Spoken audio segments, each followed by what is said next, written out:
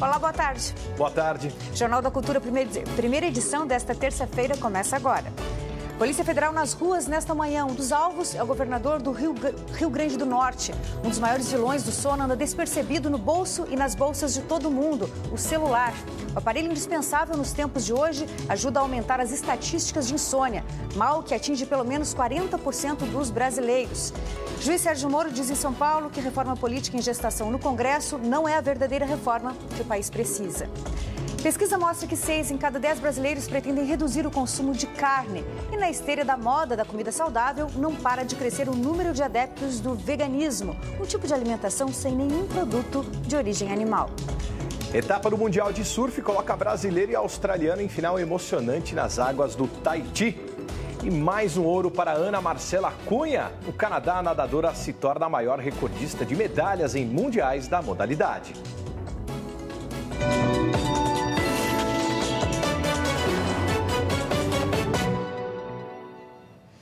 O celular está prejudicando o sono de muita gente. Hoje, 4 em cada 10 adultos já sofrem de insônia.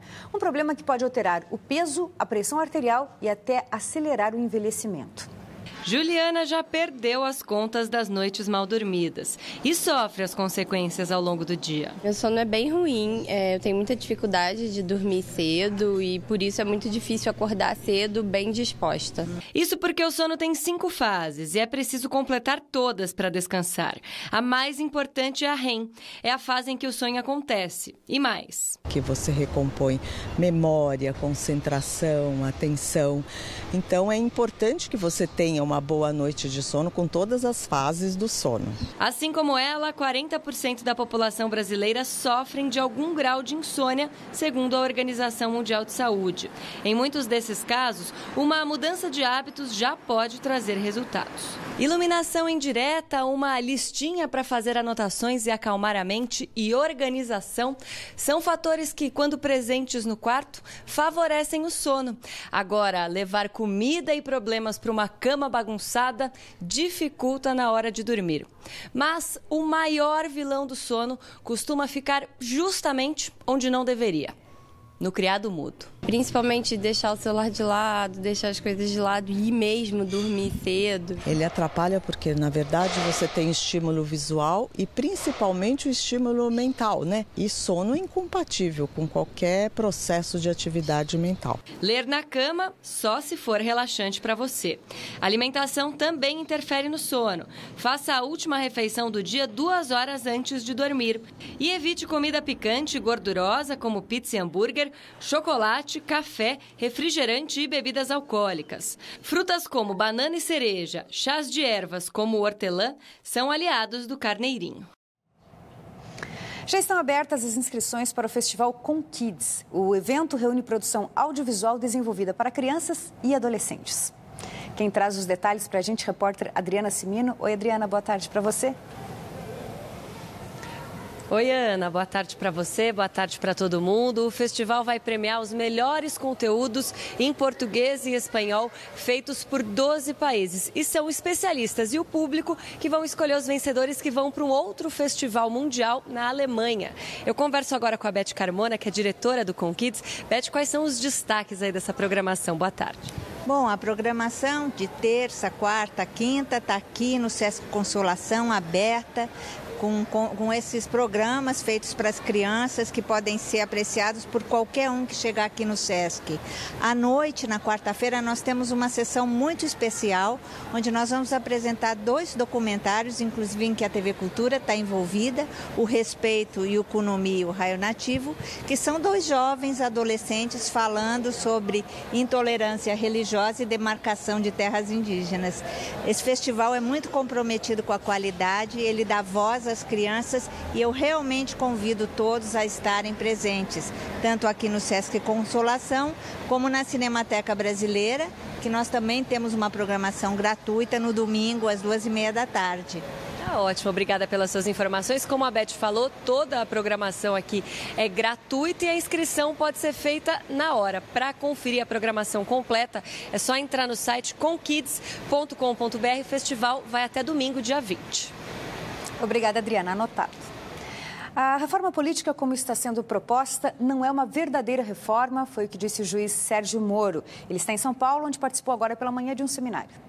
O juiz Sérgio Moro abriu o fórum Mitos e Fatos Justiça Brasileira, que reuniu nomes importantes do judiciário, do direito e dos negócios no Brasil. Durante 20 minutos, Moro descreveu o enfrentamento da corrupção pelo judiciário. Disse que antes do mensalão, a corrupção no Brasil era sistêmica e a regra era a impunidade. Com o fim do julgamento e início da Operação Lava Jato, isso começou a mudar. Essa corrupção, como a regra do jogo, com uma prática automática, com uma prática consentida, ela é algo que realmente deve ser enfrentado. O juiz ressaltou que essas ações de combate à corrupção têm sido exclusivas da Polícia Federal, do Ministério Público e do Poder Judiciário, mas que também deveriam ser acompanhadas por mudanças no Legislativo e Executivo, e criticou a proposta de reforma política que está em discussão na Câmara. Há uma tendência de quem está dentro do sistema, quem tem um cargo político eleito, queira continuar dentro e queira deixar fora quem está fora. Então, um financiamento público, por bem intencionado que seja, tem que ser muito bem pensado para evitar esse tipo de problema. O fórum termina logo mais à 13h com a palestra da ministra do Supremo Tribunal Federal, Carmen Lúcia. Você pode participar aqui do Jornal da Cultura, primeira edição. Mande suas perguntas, sugestões e críticas pelo Twitter com a hashtag JCPrimeira. E você também pode nos acompanhar ao vivo ou rever as reportagens na internet. Inscreva-se no nosso canal youtube.com/jornalismo TV Cultura e também no Facebook. Nossa conta é Jornalismo TV Cultura. A gente espera a sua participação. Uma pesquisa feita no começo do ano mostrou que 63% dos brasileiros pretendem reduzir o consumo de carne, uma oportunidade e tanto para o mercado de comida saudável. O número de adeptos do veganismo, um tipo de alimentação onde não se come nenhum tipo de produto de origem animal, já corresponde a 8% da população brasileira e esse número tende a subir. O hambúrguer é de semente de girassol, tem coxinha de jaca desfiada e mini pizza de calabresa de soja. Tem 5 meses que a gente reformou e fez o cardápio 100% vegano, né? E isso aumentou muitas vendas, né? Tá mais de 4 vezes mais, 5 vezes mais do que vendia com carne antes, né? A variedade no cardápio tem agradado quem é adepto ao veganismo e quem não é. Eu parei de comer carne faz 11 anos, mas vegano só há 6 anos. Vixe Maria, os meninos desse aí tem que crescer, filho. Eu não sou vegano, porém eu gosto das comidas veganas. Conheci coisas novas, algo diferente. O segmento de alimentação saudável apresenta oportunidades de negócio aqui no país. Só para ter ideia, o setor cresceu 98% de 2009 a 2014 e movimenta 35 bilhões de dólares por ano no Brasil, o quarto maior mercado vegano do mundo, segundo dados do Sebrae. Muito do crescimento do mercado vegano vem acompanhando algumas tendências em relação à alimentação, em relação ao mercado, em relação à sustentabilidade. Então, é um mercado que ele merece bastante atenção porque tem bastante potencial. O Gregory já pensa em expandir o negócio. Além de cuidar dos animais, né, e do corpo, do planeta, também é legal que dá para faturar um pouquinho também, né? Um estudo comprovou que fazer refeições com a família ajuda a afastar os jovens de problemas de comportamento e também das drogas. A atenção dos pais deve ser ainda maior quando o filho está naquela idade, que não é mais criança nem adolescente. 10, 8 e 2 anos. Administrar essa turma não é fácil. E tem ficado mais complicado depois que a Sofia, a mais velha, deixou de se achar criança. Pré-adolescente. E o que é um pré-adolescente? É quando você já está maior, não é mais que nem eles.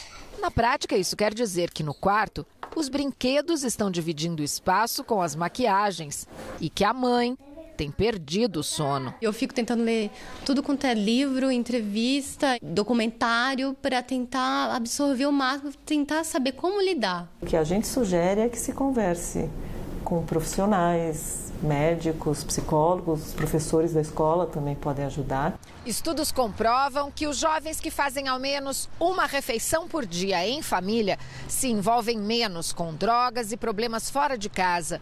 Por outro lado, também é normal que nessa fase, entre a infância e a adolescência, ou entre os 8 e os 12 anos, haja um afastamento dos pais. A partir do momento que você vê que ele vai tendo autonomia e discernimento para se proteger de riscos, de não se envolver em situações arriscadas, você vai liberando aos pouquinhos.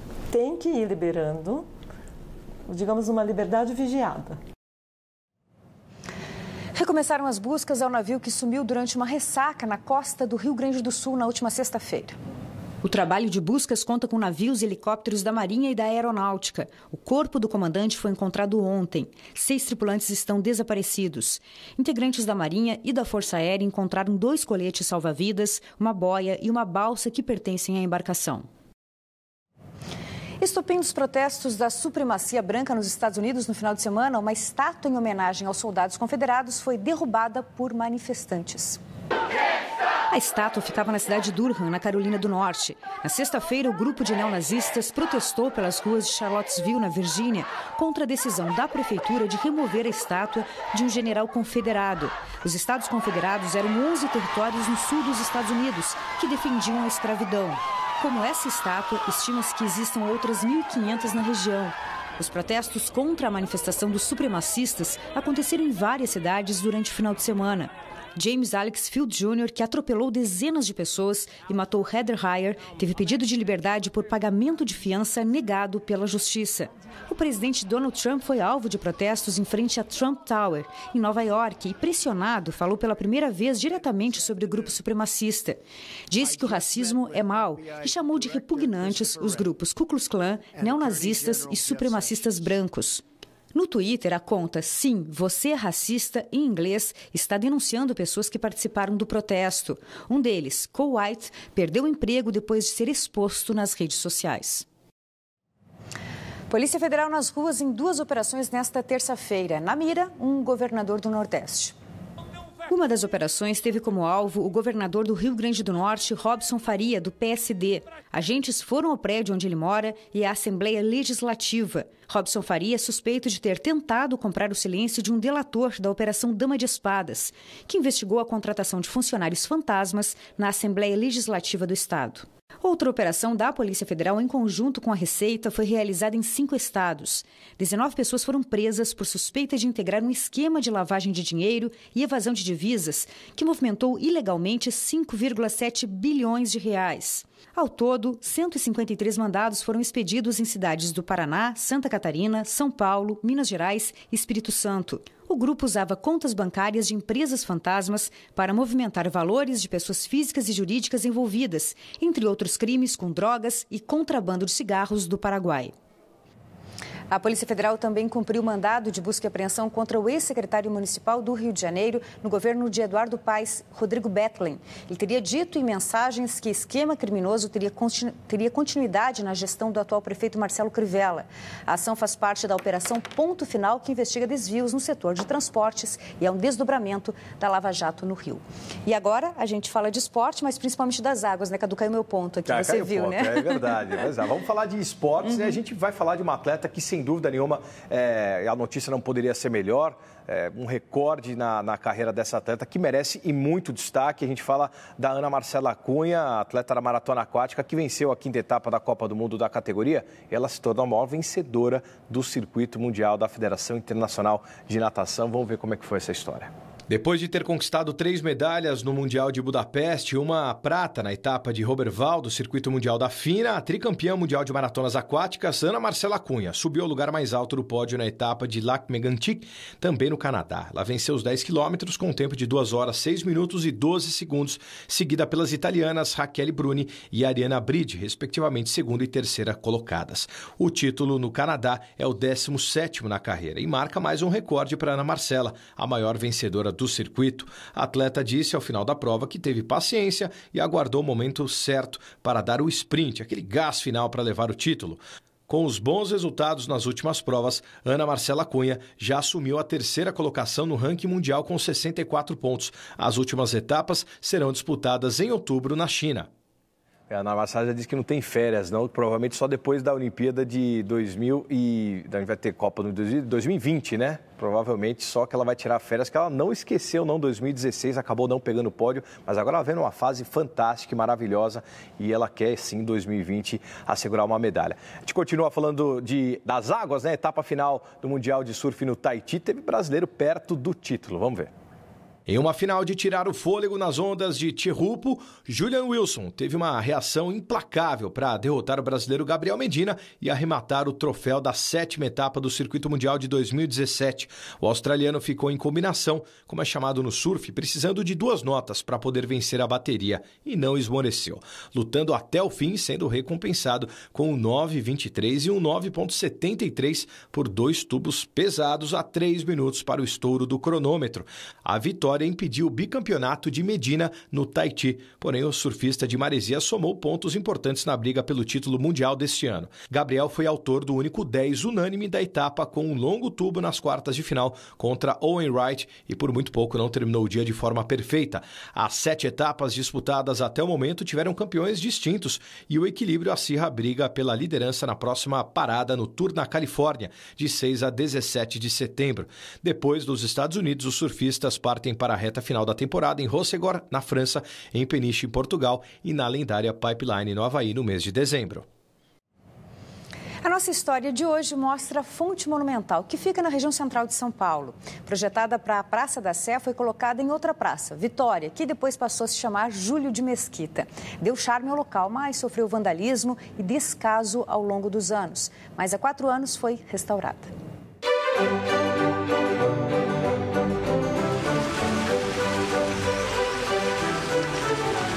A Fonte Monumental foi a obra da escultora Nicolina Vaz. Aliás, esta é a primeira obra pública na cidade de São Paulo feita por uma escultora mulher. E ela é feita de mármore Carrara, né? Tendo 10 metros de largura, 9 metros de altura, e ela representa a mitologia, né? Você pode observar ali um pescador fugindo da tentação de ser fisgado, entre aspas, né? Pelas sereias.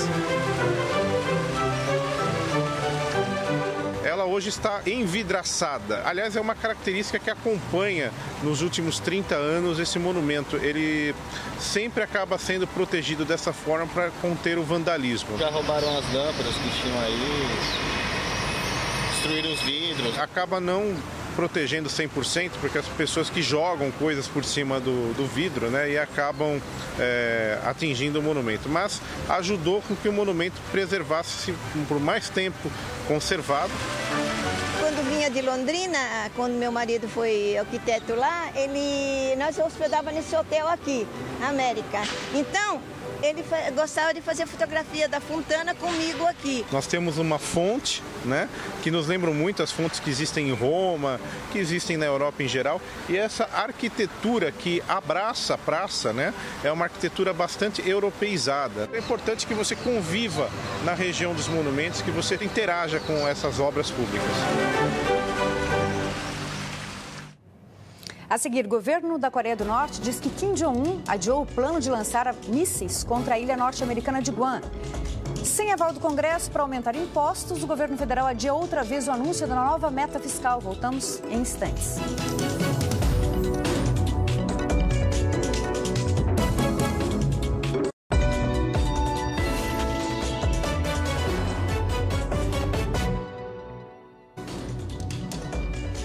Estamos em 2017 e ainda tem gente defendendo que há funções no mercado de trabalho inadequadas para mulheres. Um engenheiro do Google disse que trabalhar com tecnologia da informação não é tarefa feminina por conta de diferenças no perfil biológico. Foi demitido. 31 anos, 12 de profissão e 3 promoções apenas no último ano. Ana é responsável pelas parcerias desta empresa de tecnologia de soluções de mobilidade, presente em mais de 10 países. Ser mulher nunca foi problema. Você tem sempre que provar um pouco mais assim, a linha de raciocínio, que você realmente entende do assunto, mas também nunca perdi nenhuma negociação das parcerias, por exemplo, por ser mulher, pelo contrário. Ambientes de trabalho onde a diversidade está presente, inclusive entre as lideranças, só tem a ganhar. Pessoas de diferentes faixas etárias, raças e realidades trazem pontos de vista complementares que convergem para um resultado que tende a agradar a todos os públicos. E a cada dia são menos aceitas justificativas de escolhas de profissionais baseadas em capacidades relacionadas a gênero. Você tem algumas diferenças claras, né? As diferenças hormonais. A gente sabe que no cérebro tem áreas onde as mulheres são muito mais estruturadas que o homem, como o homem tem outras que talvez seja mais. Mas nada impede que os dois tenham atividades idênticas. Valéria trabalha com gerência e diretoria de RH há mais de 5 anos. Para ela, as barreiras para a participação de mulheres no segmento de tecnologia estão diminuindo, mas ainda existem. Que o mercado ele ainda é muito machista e muito masculinizado, mas também de fato é um problema das empresas de não mostrarem para as mulheres o possível crescimento da carreira na área tecnológica. É um mercado ainda menor para elas, mas que elas podem crescer de igual maneira. O anúncio das novas metas fiscais foi mais uma vez adiado pelo governo. A equipe econômica está segurando o anúncio desde a semana passada porque ainda não bateu o martelo sobre de onde virão os recursos para reforçar o caixa. Nesta manhã, o ministro da Fazenda, Henrique Meirelles, se reuniu de novo com o presidente da Câmara, Rodrigo Maia, e também com deputados da base aliada para mostrar a situação fiscal do país. A intenção do governo era garantir os valores da meta fiscal com o aumento de impostos. Mas os presidentes da Câmara e do Senado já avisaram que não há margem para que nenhum aumento passe pelo Congresso. Para fechar as contas, o governo estuda agora leiloar 19 aeroportos e vender a fatia da Infraero em terminais já concedidos. Essas medidas injetariam 20 bilhões de reais aos cofres públicos. Tudo indica que o governo deve subir o rombo fiscal de 139 bilhões para 159 bilhões de reais este ano e de 129 bilhões para 159 bilhões no ano que vem. A agência estatal de notícias da Coreia do Norte garantiu que Kim Jong-un adiou o plano de lançar mísseis próximos à ilha norte-americana de Guam. A informação foi repassada junto com fotos em que Kim Jong-un aparece analisando a estratégia de lançamento. Apesar de anunciar o adiamento, ele deixou claro que agora é necessário que os Estados Unidos deixem de lado as ações insensatas na Península da Coreia. A mudança de postura abre caminho para a flexibilização das tensões entre os dois países e acontece depois que a China, principal aliada da Coreia do Norte, suspendeu a maioria das importações a Pyongyang. Mas, se as sanções aliviaram um lado, aumentaram a tensão do outro. O presidente iraniano Hassan Rouhani alertou que, caso os Estados Unidos imponham novos bloqueios comerciais ao Irã, vai deixar o acordo nuclear assinado em 2015. E ainda ameaçou, dizendo que o país islâmico precisa de pouco tempo para retomar em um nível avançado o poderio nuclear. E para a gente fechar a manhã de esportes desta terça-feira, teve a Copa Suruga, que envolve os campeões da Copa Sul-Americana e também da Copa da Liga Inglesa. No caso, Chapecoense, que herdou o título do Atlético Nacional ano passado, depois do acidente contra o Urawa Red Diamonds. O jogo teve um baixo nível técnico, poucas oportunidades, e aí teve esse pênalti aí, né, do Douglas Drclor. Será que foi pênalti? Eu fiquei meio na dúvida também se teve ou não pênalti no Ljubljankit.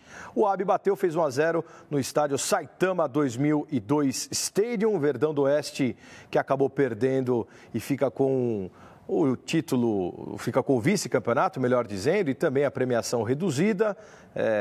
E, obviamente, com uma dor de cabeça um pouco maior por conta dos compromissos que vai ter aí. Né, enfrenta o Palmeiras e logo na sequência também enfrenta o Corinthians. Nos jogos atrasados também em Chapecó, o Palmeiras tanto no Arena Allianz e o Corinthians na Arena Condá. Ana.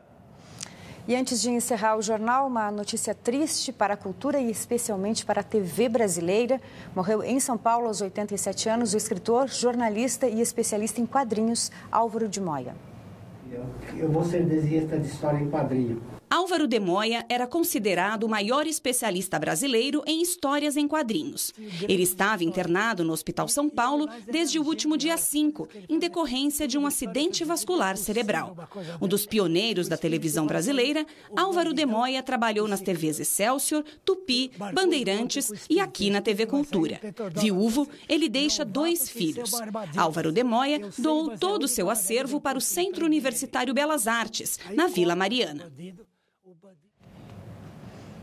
Muito bem, encerramos. Damos tchau agora, né? Jornal da Cultura, primeira edição, está terminando. Portanto, agora você acompanha o programa Panorama. Uma ótima tarde, a gente se vê aqui amanhã. Tchau. Tchau.